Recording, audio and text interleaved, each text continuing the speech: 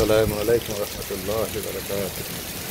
বৃষ্টিবাদল দিনে আপনাদেরকে স্বাগতম জানাচ্ছি মমতাভাবের সাথে ব্লগ থেকে। দেখুন আজকে বাড়িতে আল্লাহর এক অসীম নিয়ামত যে প্রচণ্ড গরমের পরে আজকে বৃষ্টি এসেছে। রাস্তাঘাট যদি এইভাবে বৃষ্টি হতে থাকে আগামী 1 ঘন্টার মধ্যে রাস্তাঘাট পুরো ডুবে যাবে। তো আমাদের আল্লাহর কাছে এটাই দোয়া করা উচিত যে আল্লাহ আমাদেরকে রহমতের বৃষ্টি দেন। বৃষ্টি অবশ্যই প্রয়োজন, কিন্তু রহমতের বৃষ্টি দরকার। অনেক মানুষ আছে যারা রাস্তাঘাটে কাজ করে খায়। এই রিক্সা চালককে দেখুন, রিক্সা চালাচ্ছে, তার খুব কষ্ট হচ্ছে।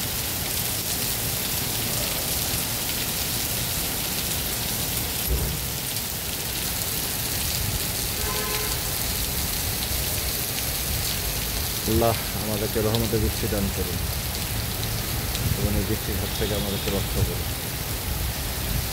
শান্তি অবশ্যই দরকার, কিন্তু যে